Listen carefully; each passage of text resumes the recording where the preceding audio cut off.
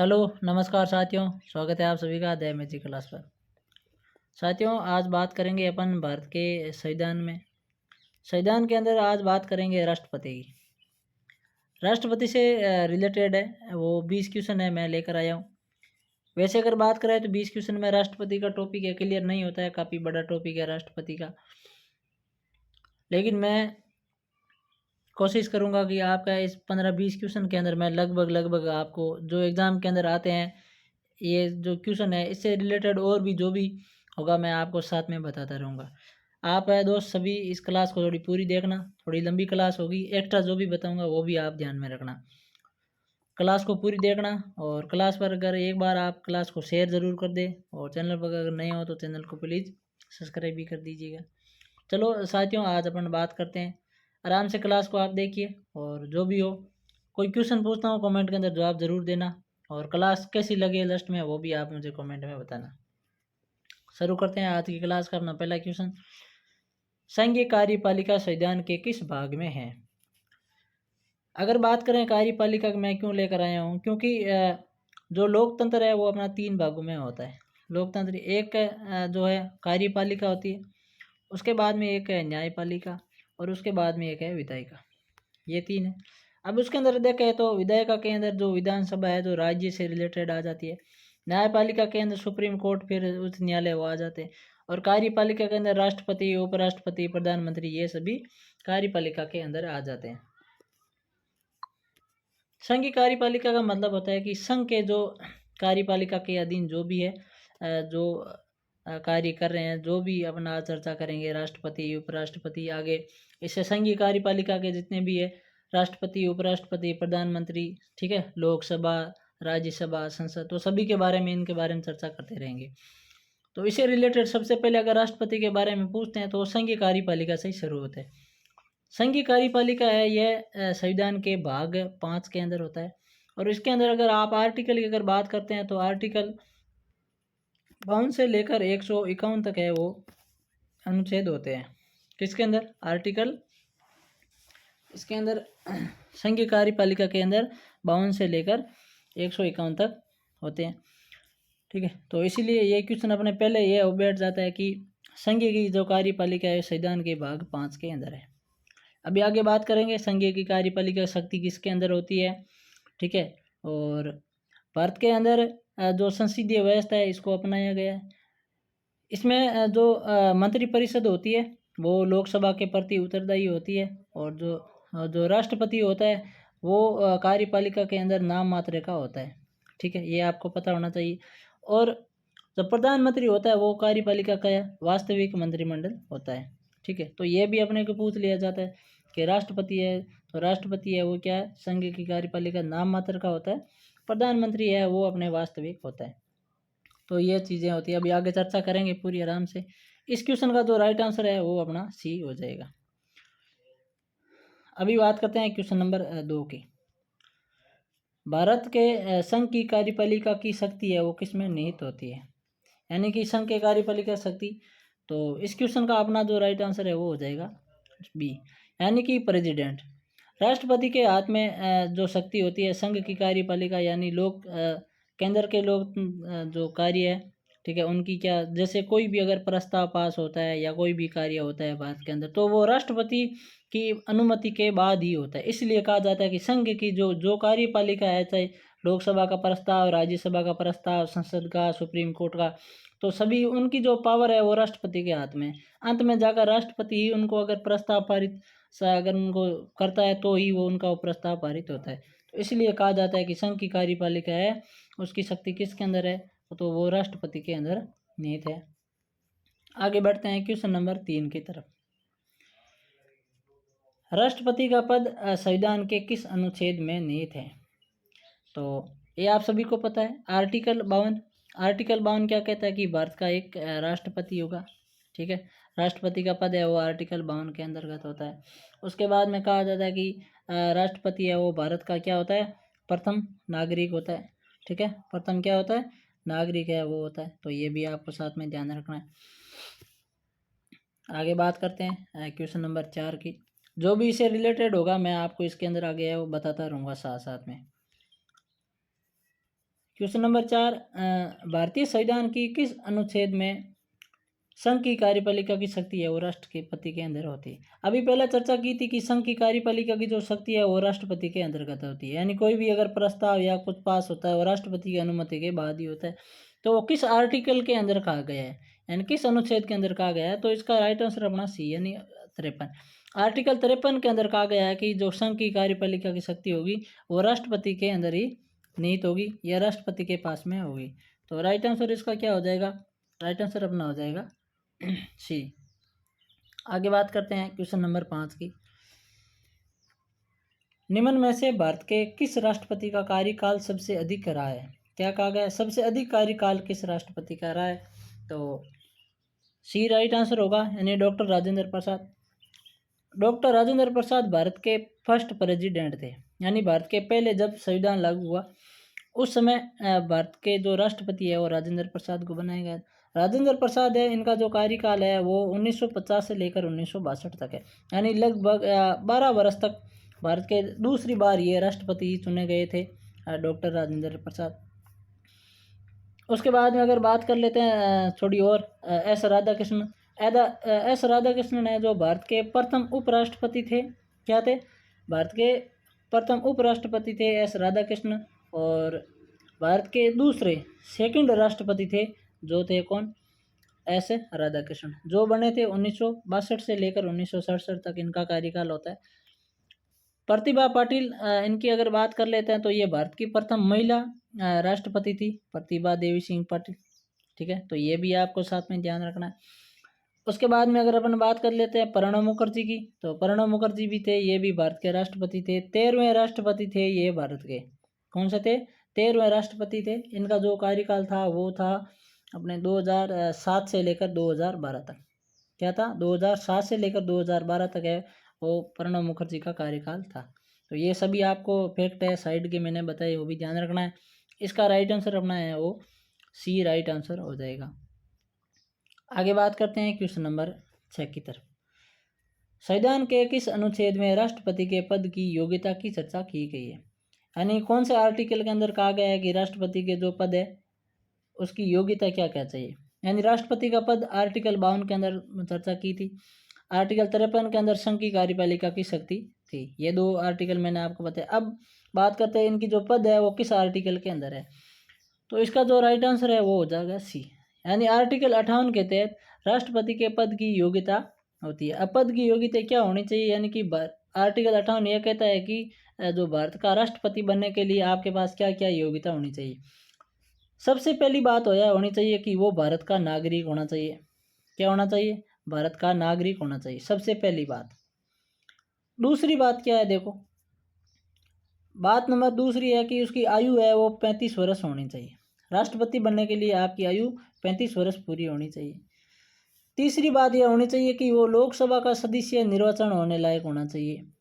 ठीक है, निर्वाचित होने योग्य होना चाहिए लोकसभा का सदस्य। और चौथी बात यह भी होती है कि वो जब राष्ट्रपति बन रहा है तो उसके पास कोई दूसरा लाभ का पद है वो भी नहीं होना चाहिए। तो ये 4 चीज़ें होती है। पद की योग्यता 58 आर्टिकल कहता है कि भारत का नागरिक हो, 35 साल की आयु होनी चाहिए, लोकसभा सदस्य निर्वाचित योग्य होना चाहिए और उसके पास कोई दूसरा लाभ नहीं होना चाहिए। तो ये भी आपको साथ साथ में ध्यान रखना है। उसके बाद में इसके अंदर मैं आपको एक और बता देता हूँ आर्टिकल, ध्यान रख लेना। एक और करना आर्टिकल 54। कौन सा? आर्टिकल 54। आर्टिकल 54 कहता है कि राष्ट्रपति के लिए राष्ट्रपति का जो निर्वाचन कराने के लिए निर्वाचक मंडल, जो निर्वाचक मंडल होता है राष्ट्रपति का निर्वाचन कराता है।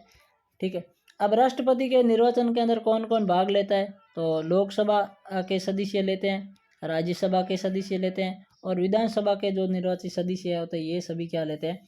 हाँ, भाग लेते हैं। राष्ट्रपति का चुनाव होता है वो क्या होता है? एकल संक्रमणीय अप्रत्यक्ष रूप से राष्ट्रपति का है वो चुनाव होता है। राष्ट्रपति के जो पद के उम्मीदवार के लिए आपको एक और चीज़ बता देना है कि 50-50 जो सदस्य होते हैं वो अनुमोदक होते हैं। अगर आपको पूछ लिया जाए कि अनुमोदक कितने होते हैं तो 50-50 है वो अनुमोदक होते हैं राष्ट्रपति के जो पद के उम्मीदवार के लिए। निर्वाचन मंडल है उसके 50 प्रस्ताव हो गए और 50 ही वो सदस्य अनुमोदक होंगे। फिर है उनका चुनाव होगा, उस चुनाव के अंदर लोकसभा, राज्यसभा और विधानसभा के निर्वाचित सदस्य है वो भाग लेंगे। और वो आर्टिकल 54 के तहत निर्वाचन मंडल आयोग होगा, वो इनका जो है वो चुनाव करेगा। इनका चुनाव है वो एकल संक्रमणीय होगा। और वो किसके अंदर कहा गया? आर्टिकल 55 के अंदर कहा गया है। क्या आर्टिकल 55 के अंदर कहा गया है कि इनका चुनाव है वो एकल संक्रमणीय अप्रत्यक्ष रूप से चुनाव होगा। ठीक है, तो ये चीज़ आपको थोड़ी साथ में ध्यान रखनी है। आगे बढ़ते हैं क्वेश्चन नंबर 7 की तरफ। क्वेश्चन नंबर 7 भी अच्छा क्वेश्चन है। राष्ट्रपति अपना त्याग पत्र है वो किसे देता है? अभी अगर बात करें कि राष्ट्रपति की त्याग पत्र की, तो राष्ट्रपति त्याग पत्र किसे देता है या क्यों देता है? जब राष्ट्रपति का कार्यकाल एक तो पूरा हो जाता है, या पूरा अगर नहीं होता है तो राष्ट्रपति पर या तो कोई महाभियोग लगता है। ठीक है, महाभियोग लगता है तो राष्ट्रपति है उसको त्याग पत्र देना पड़ता है। तो कहा गया कि राष्ट्रपति किसी भी रूप से, या राष्ट्रपति अपने कार्यकाल से पहले अगर त्याग पत्र देना चाहता है तो किसे देगा? तो वो देगा हमेशा उपराष्ट्रपति को। उपराष्ट्रपति को यह राष्ट्रपति हमेशा अपना त्याग पत्र देगा। और उपराष्ट्रपति है इसकी जो राष्ट्रपति के त्याग पत्र की जो सूचना है वो लोकसभा के अध्यक्ष को सौंपेगा। किसको देगा? लोकसभा के सदस्य को सौंपेगा। और त्याग पत्र कब दे सकता है? जब इसका अगर महाभियोग लगता है और महाभियोग का प्रस्ताव पास होता है तो उसको त्याग पत्र देना पड़ता है। तो इसका अपना राइट आंसर है वो क्या हो जाएगा? बी सी हो जाएगा, उपराष्ट्रपति। आगे चर्चा करते हैं क्वेश्चन नंबर 8 की। संविधान के किस अनुच्छेद के अनुसार राष्ट्रपति पर महाभियोग लगाया जाता है? यानी राष्ट्रपति पर महाभियोग आप कब लगा सकते हो? किस आर्टिकल के अनुसार? यदि राष्ट्रपति संविधान का उल्लंघन करता है, क्या करता है? यदि राष्ट्रपति है वो संविधान का उल्लंघन करता है तो राष्ट्रपति के ऊपर संसद के किसी भी सदन में, चाहे वो लोकसभा हो या वो राज्यसभा हो, तो उसके अंदर राष्ट्रपति के ऊपर महाभियोग लगा सकते हैं। और कहा गया आर्टिकल 61 के अंदर कहा गया। आर्टिकल 61 कहता है कि राष्ट्रपति के द्वारा संविधान के प्रावधान में अगर कोई उल्लंघन कर रहा है तो संविधान के किसी भी सदन में उस पर महाभियोग लगाया जा सकता है। इससे रिलेटेड और कुछ चीज़ें देख लो कि अगर राष्ट्रपति के ऊपर किसी भी सदन यानी लोकसभा या राज्यसभा, अगर इन्होंने संविधान का उल्लंघन किया है तो आर्टिकल 61 यह कहता है कि आप महाभियोग लगा सकते हो। अब जैसे अगर इसके ऊपर महाभियोग लगता है तो पहली बात होती है कि इसको 14 दिन पहले नोटिस दिया जाता है। 14 दिन पहले इसे क्या होता है? नोटिस दिया जाता है। और फिर उसके बाद में अगर इस पर अगर महाभियोग प्रस्ताव है आ जाता है तो बहुमत होता है 1/2 जो बहुमत है वो अगर पास हो जाता है।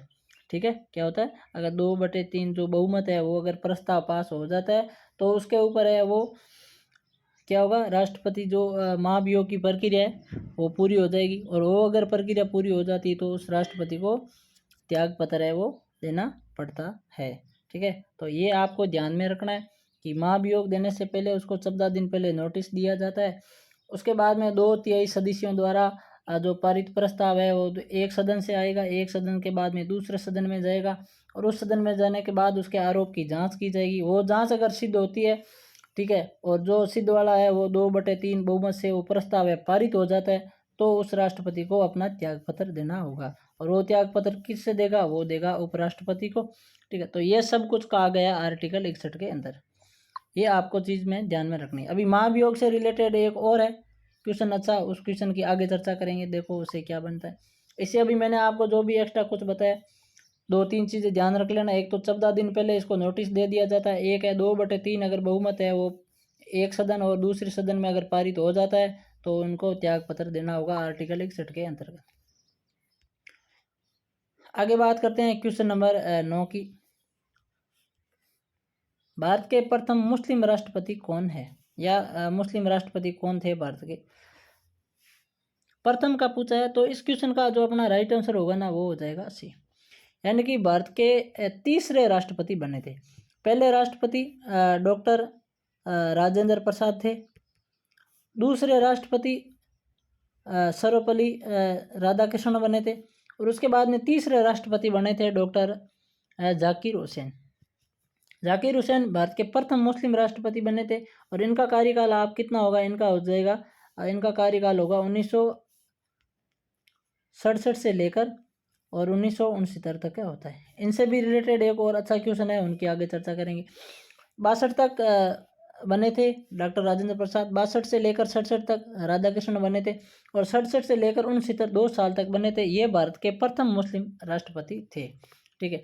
उसके बाद में अगर और बात करें, डॉक्टर APJ अब्दुल कलाम थे, ये भी भारत के राष्ट्रपति थे। इनका कार्यकाल अगर थोड़ा बता देता हूँ, 2002 से लेकर 2007 तक है वो इनका कार्यकाल है, ये भी आपको ध्यान रखना है। उसके बाद में फ़खरुद्दीन अली अहमद है, ये भी है भारत के राष्ट्रपति बने थे, और इनका कार्यकाल था लगभग 1974 से लेकर 1977 तक था, वो इनका कार्यकाल रहा था। ये हमीद अंसारी थे, ये भारत के उपराष्ट्रपति थे। क्या थे? उपराष्ट्रपति थे। ये ध्यान रखना। इस क्वेश्चन का राइट आंसर है अपना वो है बी होगा, और जो भी एक्स्ट्रा है वो आप थोड़ा ध्यान रख लेना। बात करते हैं क्वेश्चन नंबर 10 की, राष्ट्रपति बनने के लिए न्यूनतम उम्र कितनी होनी चाहिए। अभी बात की थी आर्टिकल 58 के तहत, उसकी योग्यता के अनुसार की उसकी आयु है कम से कम 35 वर्ष होनी चाहिए। यह कौन कहता है? आर्टिकल 58 कहता है राष्ट्रपति बनने के लिए। और 4 कंडीशन थी, पीछे चर्चा कर ली है, तो ज़्यादा आपको मैं नहीं बताऊंगा। ये अच्छा क्वेश्चन है, मोस्ट इंपोर्टेंट। राष्ट्रपति पर महाभियोग का स्रोत किस देश के संविधान से लिया गया? अपने संविधान के अंदर जो भी स्रोत है उनकी चर्चा करेंगे। एक अच्छा टॉपिक मैं लेकर आऊँगा कि अपने संविधान के अंदर लगभग बहुत सारी ऐसी चीज़ें हैं वो दूसरे देश के संविधान से ली गई है। ठीक है, ये यानी बहुत सारे ऐसे स्रोत है वो दूसरे देशों के संविधान से लिया गया है। तो इसीलिए कहा भी गया कि अपने जो भारत के संविधान है उसको उदारी का संविधान भी कहा जाता है। यानी अपने हर चीज़ है वो दूसरों के संविधान में ढूंढी है, और वहाँ से देख देख कौन सी चीज़ अपने को अच्छी लगी है तो वो लिए। तो इसी के अंदर कहा गया है राष्ट्रपति का महाभियोग है वो किस देश के संविधान से लिया गया है, तो उसका राइट आंसर होगा सही, यानी अमेरिका। अमेरिका के संविधान से राष्ट्रपति का जो एक तो निर्वाचन मंडल, ठीक है, 2 चीज़ें ली गई है, ये ध्यान रखना। एक तो है निर्वाचन मंडल, निर्वाचन मंडल की प्रक्रिया है वो भी अमेरिका से ली गई है। दूसरी बात है राष्ट्रपति पर जो महाभियोग का प्रस्ताव है ये भी अमेरिका के संविधान से लिया गया है। तो ये आपको 2 चीज़ें ध्यान रखनी, बहुत मोस्ट इंपॉर्टेंट है। महाभियोग जो है कहाँ से लिया गया है? तो अमेरिका से लिया गया है। आगे बात करते हैं क्वेश्चन नंबर 12 की। आसान क्वेश्चन है, ज़्यादा कुछ नहीं है। राष्ट्रपति को शपथ कौन दिलाता है? क्या पूछा गया? राष्ट्रपति को है वो शपथ कौन दिलाता है? तो इसका राइट आंसर आपका क्या होगा? राइट आंसर आपका हो जाएगा सी, यानी मुख्य न्यायाधीश। राष्ट्रपति अपना पद धारण करने से पहले क्या होता है? राष्ट्रपति का पद है वो धारण करने से पहले उसको सर्वोच्च न्यायालय के जो मुख्य न्यायाधीश है वो इनको शपथ दिलाते हैं। अगर ये अनुपस्थित होते हैं तो इनके जो वरिष्ठ जो मुख्य न्यायाधीश होते हैं क्या होते हैं? वरिष्ठ जो मुख्य न्यायाधीश होते हैं वो इनको शपथ है वो दिलाते हैं। ठीक है, तो ये भी चीज़ आपको ध्यान रखनी होगी। अच्छा क्वेश्चन है ये भी कि राष्ट्रपति को शपथ कौन दिलाता है? मुख्य न्यायाधीश। अगर पूछा जाए कि मुख्य न्यायाधीश की अनुपस्थिति रहे तो वहाँ के वरिष्ठ जो उच्चतम न्यायालय का जो न्यायाधीश होगा वो उनको शपथ दिलाएगा। ये चीज़ आपको ध्यान में रखनी है। ठीक है, आगे बात करते हैं क्वेश्चन नंबर 13 की। राष्ट्रपति को अध्यादेश जारी करने की शक्ति संविधान के किस अनुच्छेद में है? राष्ट्रपति को कुछ बहुत सारी है अपने जो है भारत के संविधान के अंदर राष्ट्रपति को बहुत सारी शक्तियां दी जाती है। यानी मैंने आपको कहा कार्यपालिका, संघ की कार्यपालिका की पूरी भी शक्ति है वो राष्ट्रपति के पास। कोई भी प्रस्ताव जब तक राष्ट्रपति पारित नहीं करेंगे, उस पर हस्ताक्षर नहीं करेंगे, वो प्रस्ताव पारित नहीं होगा। तो अध्यादेश जारी करने की जो शक्ति है वो किसके पास है? तो अगर बात कर लें तो यह होगा अपना आर्टिकल 123। आर्टिकल 123 कहता है कि संसद के स्थगन के समय राष्ट्रपति है वो अध्यादेश जारी कर सकता है। राष्ट्रपति अध्यादेश जारी कर सकता है आर्टिकल 123 के अनुसार, ये आपको ध्यान में रखना है। दूसरी बात है और कौन कौन सी कुछ शक्तियाँ होती है राष्ट्रपति के पास? तो एक तो राष्ट्रपति है वो किसी नियुक्ति का जो अधिकार होता है वो भी राष्ट्रपति के पास में होता है। और क्या क्या कार्य होता है वो मैं आपको साथ में थोड़ा बता देता हूँ। नियुक्ति के कार्य जैसे प्रधानमंत्री की नियुक्ति करनी है, या प्रधानमंत्री की सलाह पर पूरी उनकी जो मंत्रिपरिषद है उन मंत्रिपरिषदों की है वो नियुक्ति करनी है। सर्वोच्च न्यायालय के मुख्य जो न्यायाधीश है उनकी नियुक्ति की जाती है। फिर निर्वाचन आयोग है, राज्यों के जो राज्यपाल है, महान्यायवादी है, ठीक है, जितने भी आयोग है उनके जो अधिकारी अध्यक्ष होते हैं उन सभी की जो नियुक्ति की जाती है ना, वो हमेशा राष्ट्रपति के द्वारा ही नियुक्ति की जाती है। ये चीज़ आपको बहुत ज़्यादा ध्यान रखनी है। उसके बाद में राष्ट्रपति के पास और कौन कौन सी शक्तियाँ होती है, तो उसके बाद में इनके पास और शक्ति देख लो। एक इनके पास है विधायी जो शक्तियाँ होती है वो भी है, वो राष्ट्रपति के पास होती है। क्या होती है? विधायी शक्तियाँ हैं, वो भी राष्ट्रपति के पास होती है। विधायी शक्तियाँ कौन कौन सी होती है, यानी संसद का जो है सत्र आवन कराना, संसद की जो सत्रासन कराना, लोकसभा को भंग करना, तो ये सभी जो कार्य होते हैं ये भी इनके पास होता है। उसके बाद में अगर और बात कर लेते हैं इनके पास और कौन सी शक्ति होती है, तो राज्यसभा या लोकसभा के अंदर जो मनोनीत सदस्य है उनको चुनने की जो है वो भी अधिकार इनके पास है। आप कमेंट के अंदर ये बताओगी कि किस संविधान संशोधन के तहत लोकसभा के अंदर दो जो आंग्ल भारतीय जो मनोनीत सदस्य किए जाते हैं उनको अभी रद्द कर दिया गया है। ठीक है, तो ये कौन से संविधान संशोधन के अंदर ये कहा गया कि लोकसभा के अंदर दो आंग्ल भारतीयों को अभी नहीं चुना जाएगा, एक आपको ये बताना। दूसरी बात, राष्ट्रपति है वो राज्यसभा के अंदर है 12 सदस्यों को है मनोनीत है, वो कर सकता है, और अध्यादेश जारी करने की शक्ति भी है राष्ट्रपति के पास होती है। उससे अलावा अगर और बात करें तो सैनिक शक्ति, यानी कि सेना का जो सर्वोच्च है वो राष्ट्रपति होता है। ठीक है, तो सैनिक शक्तियाँ हैं ये भी राष्ट्रपति के पास में होती है। दूसरी बात इनके पास है जो आपातकाल की शक्तियाँ होती है, ये भी इनके पास ही होती है, जैसे राष्ट्रीय आपातकाल, राष्ट्रपति शासन, वित्तीय शासन। ठीक है, जो आर्टिकल 352 से लेकर आर्टिकल 360 तक है, तो ये चर्चा भी है वो, ये शक्तियाँ हैं ये भी राष्ट्रपति के पास होती है। तो ये सारी कुछ रिलेटेड मैंने काफ़ी आपको बताया, ये अभी आपको ध्यान रखना है। और अध्यादेश जारी है वो 100 आर्टिकल 23 के तहत ये कर सकते हैं। क्वेश्चन नंबर 14 की अगर बात करें, संविधान के किस अनुच्छेद के अनुसार राष्ट्रपति को समाधान की शक्ति भी मिलती है, तो इसका जो राइट आंसर है वो हो जाएगा अपना बी, यानी कि आर्टिकल 72 के तहत राष्ट्रपति किसी भी अगर अपराध के लिए अगर कोई दोषी है, ठीक है, कोई अपराधी है वो अगर दोषी ठहराया जाता है तो राष्ट्रपति है वो उसको वो क्षमा कर सकता है। राष्ट्रपति उसको क्या कर सकता है? क्षमा कर सकता है, उसकी सज़ा माफ़ करा सकता है। ठीक है, उसको सज़ा से पूर्ण मुक्त है वो भी कर सकता है। यह कौन सा होगा? आर्टिकल, तो समाधान की जो शक्ति है वो राष्ट्रपति के तहत होती है आर्टिकल 72 के तहत। ये चीज़ भी आपको ध्यान में रखनी है। उसके बाद में आगे बात करते हैं क्वेश्चन नंबर 15 की। राष्ट्रपति संविधान के किस अनुच्छेद के तहत उच्चतम न्यायालय से परामर्श लेता है? राष्ट्रपति संविधान के वो किस अनुच्छेद के तहत कहा गया कि उच्चतम न्यायालय से परामर्श ले सकता है? तो इसके लिए जो आर्टिकल होगा वो होगा 143, यानी आर्टिकल 143 के तहत राष्ट्रपति है वो सार्वजनिक क्षेत्र के लिए क्या, सार्वजनिक क्षेत्र के लिए वो उच्चतम न्यायालय से परामर्श ले सकता है। ये भी अधिकार है वो राष्ट्रपति को दिया गया। ये ध्यान रखना, आर्टिकल 143 के तहत होगा।